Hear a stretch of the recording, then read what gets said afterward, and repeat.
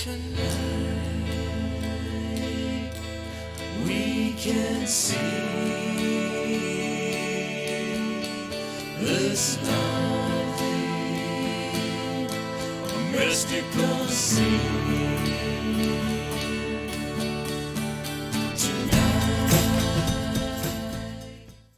Cheers to Wednesdays. Good old Stella. Are you a fan of Stella, would you say? I do like Stella. Yeah, Stella's a good bitch. It's a good bitch, yeah. No, it is good. It's light and it's got flavor. Yeah, that's what I love about it. It's got really good flavor, and it's not too light, but it's not too strong, Right. and it's it's a good premium beer. It's a good mellow. It's a little bit. Well, would you say it's better than Heineken? I think I do like it a little bit better. It than doesn't Heineken. have as much as like a bitter kind of Yeah, bite to it. It's I more agree. smooth. I can didn't see realize that. this was from Belgium either. See, we're fancy. Fancy indeed. Speaking of fancy, so today we're going to be talking about in my opinion, the holy grail of Thanksgiving movies, Planes, Trains, and Automobiles, starring Steve Martin and, of course, the legendary John Candy. Rest in peace. Apparently this was both Steve Martin and John Candy's favorite personal film of their Okay, so yeah. favorite film that they did. Oh, that's cool. Is this their first one together? Probably. I think. Probably. I mean, John Candy's been in a lot of. I think it was John Hughes. wasn't it their only movie together? Probably. Yeah, probably.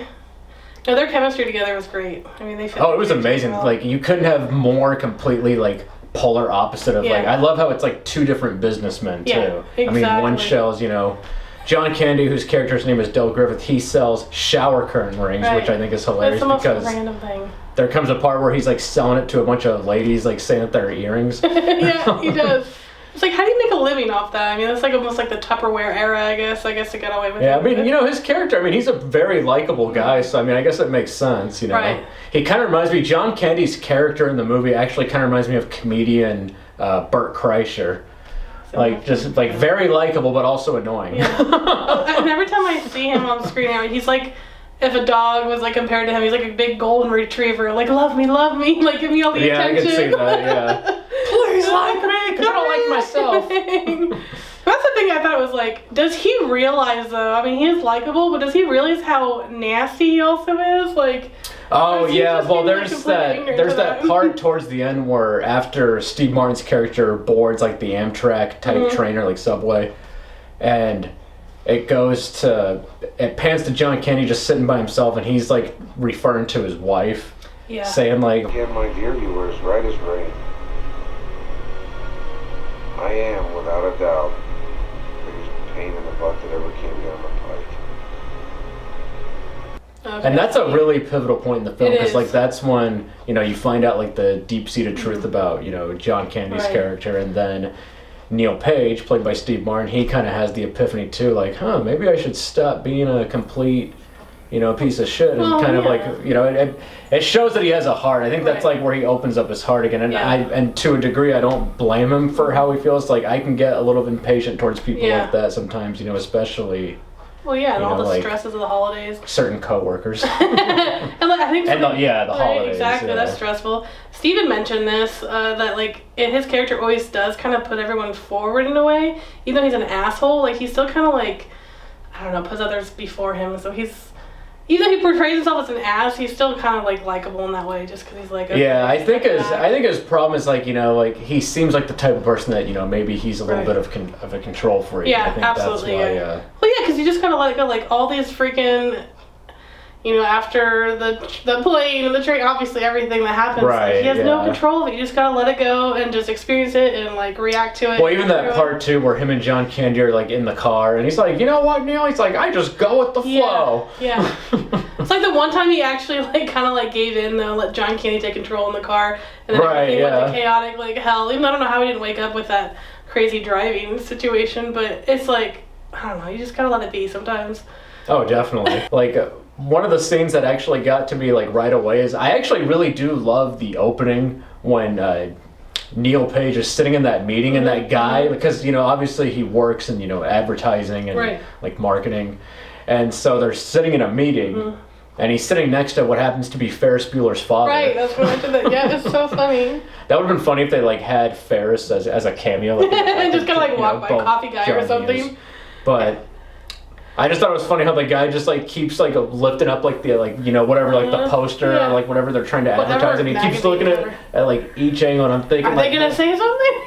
Just like, now is it gonna look good like this? Well, it's like, why do they even all need to be there? I know it's like a business meeting, but like let him approve it or whatever and move on. Like, well, the guy's definitely the guy's holidays. clearly taking a sweet ass time. But I thought it was funny because I can relate to the guy that was kept looking at the boss, the CEO, because I'm like, that's like me every time I buy a poster.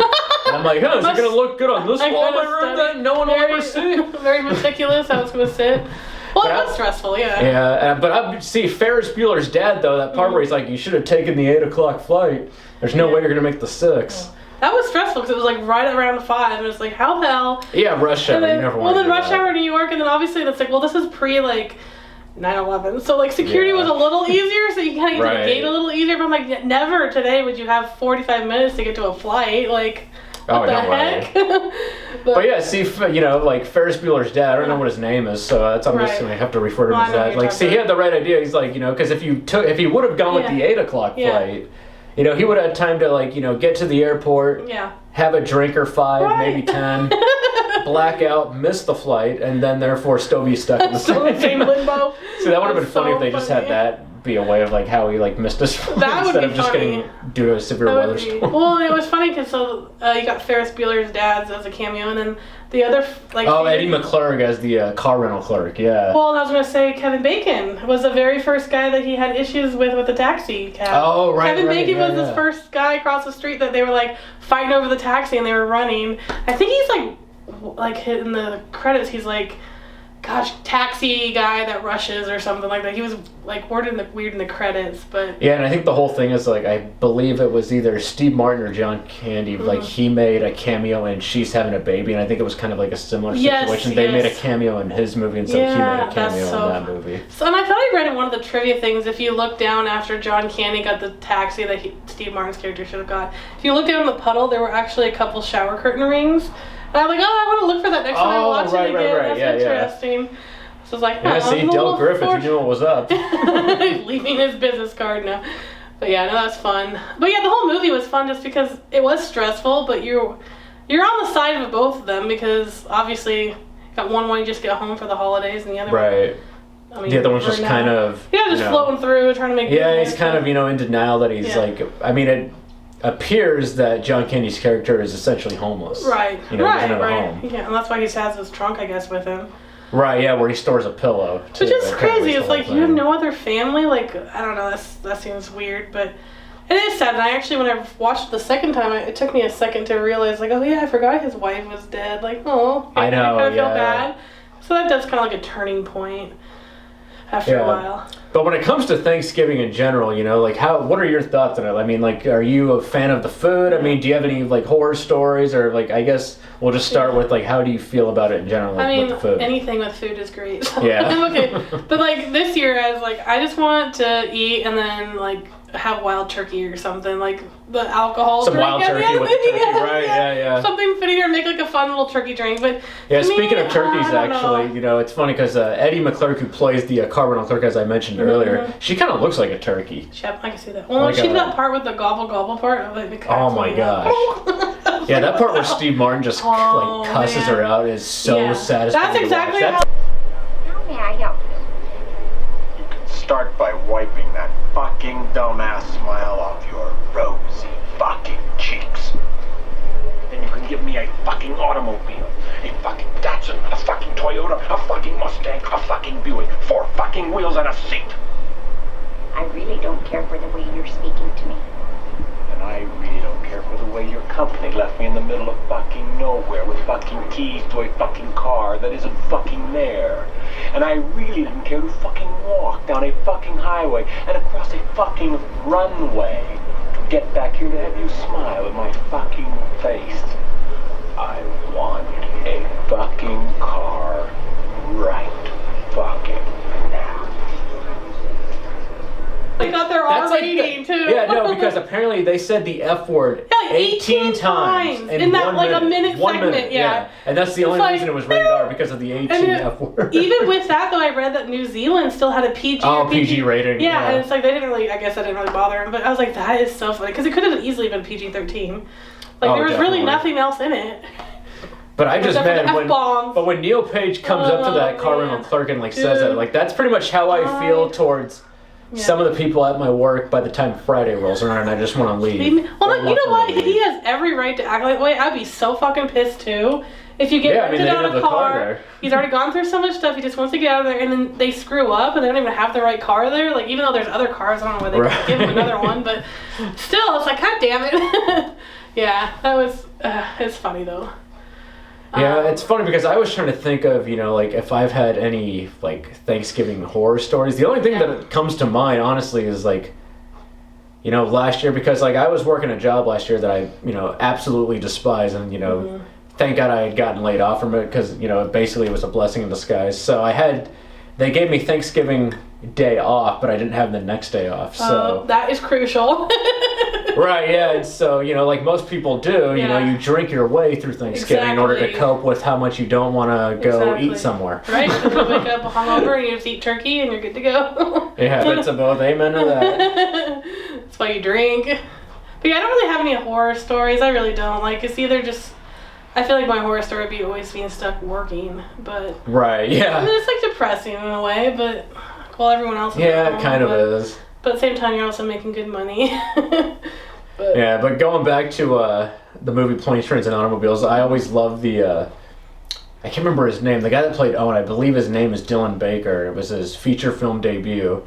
But what's fascinating about his character, this is like the redneck hillbilly guy that picks up Del and Neil, from the hotel. Yeah, and it's funny because apparently one of the great things about John Hughes is that he was really one for putting improv upon people that he would cast in his movies. So this guy was not basing the character off of anyone in particular. It was he just wanted to be over the top, redneck in whatever way he thought was funny. Mm-hmm. And not only is it hilarious, but the guy's outfit is just flame throwing the entire world. I mean, I'm surprised. Steve Martin. I always get Martin Short and Steve Martin mixed up. Letters. I'm surprised they don't catch on fire with how much his outfit's crushed. I mean, he's got the flannel, he's got the vest, and then his wife, who's pregnant. His wife is just pushing out babies, apparently no problem. It's like the one came outside of his bush. Her outfit's kind of crushing too with the vest and everything. That's so funny, but it just looks like the guy's constipated too every time he does that. Absolutely. Oh my god, it's so painful to watch. It's get that shit out of your system. Yeah, I think it's funny too, and they're just it's okay, we got it. Yeah, it's fine. And they're in the back with them in the part with the dog in the end when they're both all frozen. Oh right, when he tries to grab those gloves. Stupid but funny. It was comical, but yeah, it's good to have those fun characters they meet along the way. And I just love it. It's a good comedy. It's kind of goes along with Christmas Vacation. You gotta watch it around Thanksgiving or something. Yeah, and the good thing about Planes, Trains, and Automobiles too is besides the F word tirade that Steve Martin goes on, I think it's perfect because adults can really relate to this movie, and it's also basically I would say it's kid friendly. Yeah, right? I would say so overall. I mean, really, there really isn't anything else bad besides the F-bomb drops, really. Right, yeah. I was telling Steve that I was if you actually rewatch it with this in mind, you could probably have 5 shots for every time Steve Martin almost gets his head crushed. It happens a lot. Oh my god, in the taxi, when he slips down after the rental place down the snow and a big semi passes him, there's at least 3 or 4, maybe 5 times in the film where he almost dies instantly. Yeah.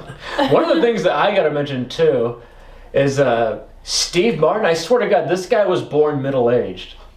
That's a great point. That is a great point. Every fucking movie, even in the late 70s, when he was in his 30s, whatever, in The Jerk, he looks old. He looks the same age. I literally said that same comment. I was he looks exactly the same as he does now to me. In this movie. Yeah. I mean, I'm trying to think of the most recent movie I saw with him. I think he did some stupid. It came out in 2009. It's Complicated, with Meryl Streep. I remember. Yeah, he looks the exact same. No, you're right. He literally looks like he's just a 40-year-old guy. Where was he before? Mid-late 40s. He was just born so weird. 40 something. It's such a funny thing to think about. I think my favorite scene in the whole movie though has to be when.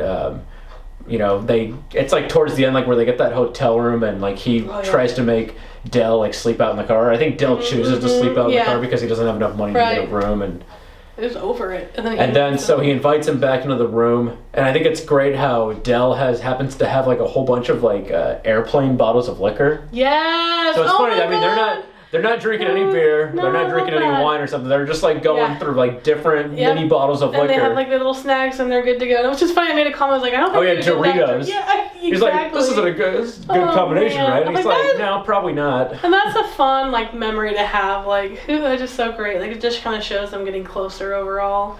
I know, yeah, especially at the end, like when he just ends up, finally, coming Yes. into Neil's Yeah, he home. gets I think that's just accepted. great. And he realizes really all Especially the because time he's Neil lonely. actually seems excited to have him there and like Yeah. introduce him to like, his wife and kids and like Right. his parents and everything. Well, like, what a journey. Like, you literally start as strangers, and then, like, the first night, maybe even the second night you meet him, you're in a hotel with him, then you bring him home. It's like, I mean, they were so intimate and close in such Yeah, a it's short definitely time, some but- odd serendipity Oh, going man. on there. I with, like, swear meeting that, him. dude, when that first, like, that's the scene that stood out to me was that first time when they stay in the hotel together, and they get their credit cards, I think, swapped, and, like, they have the one room. Oh, right, And right, he, like, yeah. takes a shower, and, like, comes out, and the whole entire bathroom is just destroyed. All the towels are soaking wet. And he, like, John Candy's character's, like, passed out snoring or something. It's You know what's funny is what the the part. fuck? You know what? This is something I just thought about when I was watching the movie tonight. Is that he's taking a shower. Yeah. He actually, like, if you think about it, he thinks of Del Griffith while he's in the shower because he sees the curtain rings. But I guess. So I thought that was That's kind of so weird. funny. I didn't think But at the about same that. time, I guess how can you not? Because it's like that is kind of an odd thing to like be a salesman It's for, like such a shower random curtain thing. rings. It's Yeah. so specific. Yeah, it's so funny. And you can just tell that's like when his, like OCD kind of kicks in. I mean, I'm with the guy. I mean, like I would not. Yo, dude. Like I've been there where it's like you get done taking a shower and like there's no towels to Oh, use it's or awful. anything. You have that little one left. Yep, I've done that before. I literally would have just sat in the chair and just put my head on the table. You just gotta get through the night and to make your next connection. But yeah, there's just so many iconic, funny things. It's just as an adult, I think you see it through different eyes because you're like, okay, yeah, that can happen, or this has stressed me out. Oh, for sure. And I love it too. Like when they're taking the bus ride, and he's like, "Have you ever traveled by bus?" He's like, "Well, your mood's not going to improve." And Yeah. I think it's funny when Yeah. Steve Martin tries to sing that song, and then no one's digging it. But then John Candy starts doing the Flintstones song, and I guess the reason he chose to sing that is because that's actually his One favorite of his cartoon favorite of all cartoons, time. Yeah. Yeah, So- which it's funny because I actually watched that cartoon for the first time in many years a couple weeks ago. Oh man, I think It was actually a lot better than I thought it'd be. Yeah. I mean, it was just season 1, episode 1, but Yeah. it wasn't too bad. Yeah, well, that's good. Okay, so at the beginning of the movie when they first get on the plane, Yeah. like not only I remember reading that apparently if they would have just stayed at the airport, they would have got home a day early. Could you imagine?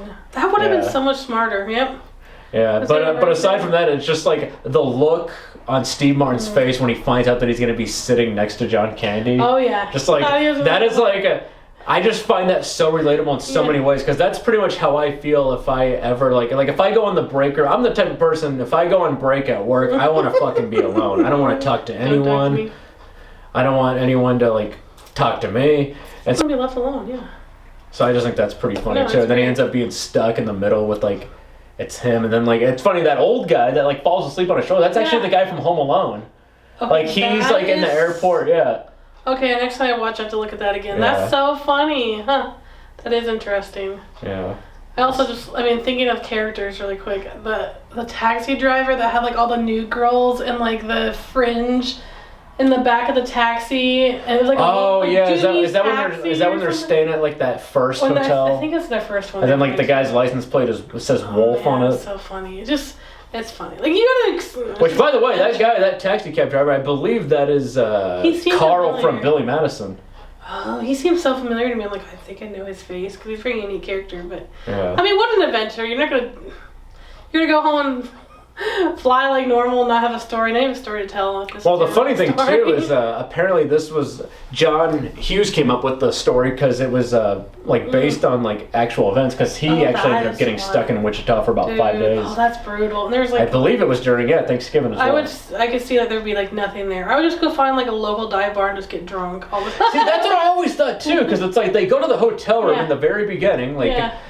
Steve Martin and John Candy, and it's he's so wound up tight. It's dude, Yeah. you guys have all this time to kill. Why not just go to the bar That's what I or would the do, hotel, the airport bar? Yeah. No, it's true. I think, like, hindsight, I definitely would have stayed looking. Although John Candy does have the right idea, because there's that part where he's like, you spill beer on the bed, and I think, like, in the background you can see the cans, and it's like so he was probably chugging Miller it. Genuine Draft or Because, something. like, I think he drank all those beers in the time Steve Martin took, like, probably, like, a 10-minute shower. I was like, well, he had the right idea. He just wanted to get plowed off of a 5 He just wanted to get as blacked out as possible, which is...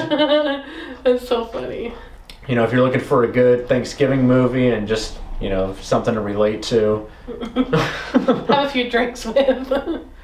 Yeah, this is definitely the Thanksgiving movie that I think anyone should check out. I mean, there's... I'm trying to think of some other ones. The only other one I could think of is, like, Home for the Holidays that came out in, like, 95. Oh, man, I don't think I've seen that one even. I saw it about a year ago. It was all right. No, it literally... But I feel like Planes and Trains and Automobiles, like I said in the beginning, it's like the holy grail I of agree. Thanksgiving movies. That and Charlie Brown. It's like, that's really much it. Right, Pretty much it. I mean, there really isn't any other Thanksgiving movies you have to revisit. I think this is it. But yeah, as we say in all our videos, for the love of God, don't forget to hit the like button, subscribe. It's okay. Don't be afraid. I think they're afraid to hit the like and subscribe button. It's okay. It doesn't. It's okay. It won't hurt.